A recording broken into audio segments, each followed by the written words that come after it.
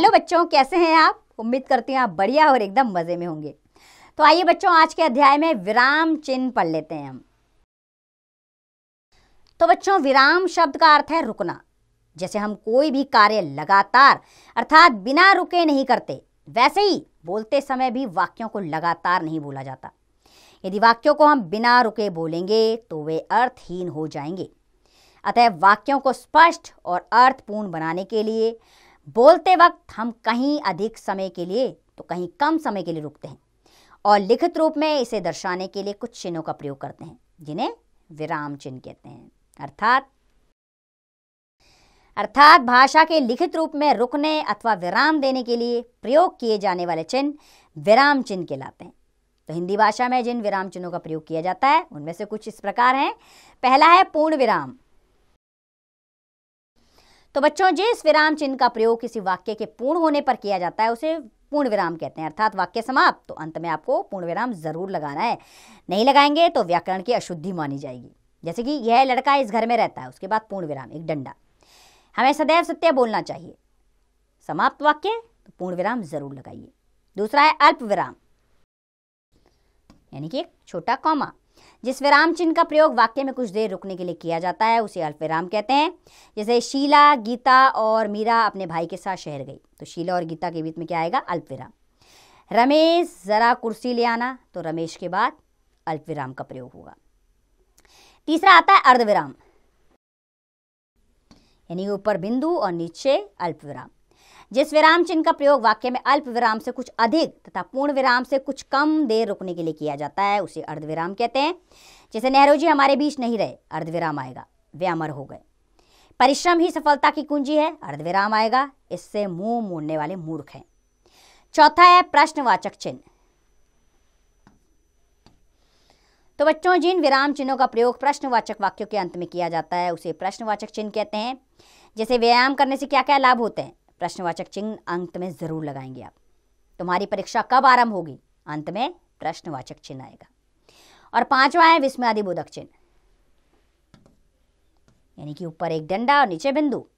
जिस विराम चिन्ह का प्रयोग हर्ष, घृणा, शोक, विस्मय, क्रोध आदि भावों को व्यक्त करने के लिए किया जाता है उसे विस्मयादिबोधक चिन्ह कहते हैं। जैसे कि वाह क्या बात है, तो वाह के बाद विस्मयादिबोधक चिन्ह आएगा। आहा कितना सुंदर घर है, आहा के बाद विस्मयादिबोधक चिन्ह जरूर लगाएं। और छठा है बच्चों उद्धरण चिन्ह। उद्धरण चिन्ह दो प्रकार के होते हैं, इकहरा उद्धरण चिन्ह और दोहरा उद्धरण चिन्ह। तो क्या है इकहरा उद्धरण चिन्ह? तो बच्चों, जिस विराम चिन्ह का प्रयोग किसी विशेष व्यक्ति, पुस्तक या लेख के शीर्षक, किसी लेखक अथवा कवि के उपनाम में किया जाता है उसे इकहरा उद्धरण चिन्ह कहते हैं। जैसे चंदा मामा, इसको इकहरे उद्धरण चिन्ह में रखेंगे, सिंगल इन्वर्टेड कॉमा, बच्चों की लोकप्रिय पत्रिका है। श्री हरिवंश राय बच्चन, तो बच्चन को सिंगल इन्वर्टेड कॉमा में यानी कि इकहरे उद्धरण चिन्ह में रखेंगे, हिंदी के महान कवि थे। दूसरा है दोहरा उद्धरण चिन्ह, डबल इन्वर्टेड कॉमा। जिस विराम चिन्ह का प्रयोग किसी पुस्तक से कोई वाक्य, अवतरण या किसी व्यक्ति द्वारा कहे गए कथन को ज्यों का त्यों लिखने के लिए किया जाता है उसे दोहरा उद्धरण चिन्ह कहते हैं। जैसे महात्मा गांधी ने कहा, क्या कहा, उसको हम दोहरे उद्धरण चिन्ह में रखेंगे, अंग्रेजों भारत छोड़ो। भिखारी ने महिला से कहा, क्या कहा, दोहरे उद्धरण चिन्ह में आएगा, ईश्वर आपका भला करे। अब 7वें नंबर पे आता है त्रुटि पूरक चिन्ह। अर्थात जिस विराम चिन्ह का प्रयोग वाक्य में भूलवश किसी शब्द के छूट जाने पर उसे ऊपर लिखने के लिए किया जाता है उसे त्रुटि पूर्वक चिन्ह कहते हैं। इसे विस्मृत चिन्ह अथवा हंसपंथ चिन्ह भी कहा जाता है। जैसे कुतुब मीनार एक प्रसिद्ध इमारत है, आप प्रसिद्ध लिखना भूल गए तो त्रुटि पूर्वक चिन्ह लगाइए और ऊपर प्रसिद्ध लिख दीजिए। मैं तुम्हारे लिए एक पुस्तक लाया हूँ, पुस्तक लिखना भूल गए, त्रुटि पूर्वक चिन्ह लगाइए और ऊपर पुस्तक लिख दीजिए। और 8वें नंबर पर आता है लाघव चिन्ह, एक छोटा सा शून्य। जिस विराम चिन्ह का प्रयोग किसी शब्द को संक्षिप्त रूप में लिखने के लिए किया जाता है उसे लाघव चिन्ह कहते हैं। जैसे बैचलर ऑफ आर्ट्स को BA, B के बाद लाघव चिन्ह, A के बाद लाघव चिन्ह लगा सकते हैं। कृपया पृष्ठ पलटिए, तो क्री के बाद लाघव चिन्ह, प्री के बाद लाघव चिन्ह और प के बाद लाघव चिन्ह लगा के ये स्पष्ट हो जाता है कि क्या लिखा गया है। तो आइए बच्चों, आपके अभ्यास के लिए इस अध्याय को दोहरा लेते हैं। तो बच्चों, भाषा के लिखित रूप में रुकने अथवा विराम देने के लिए प्रयोग किए जाने वाले चिन्ह विराम चिन्ह कहलाते हैं। किसी वाक्य के पूर्ण होने पर पूर्ण विराम का प्रयोग किया जाता है।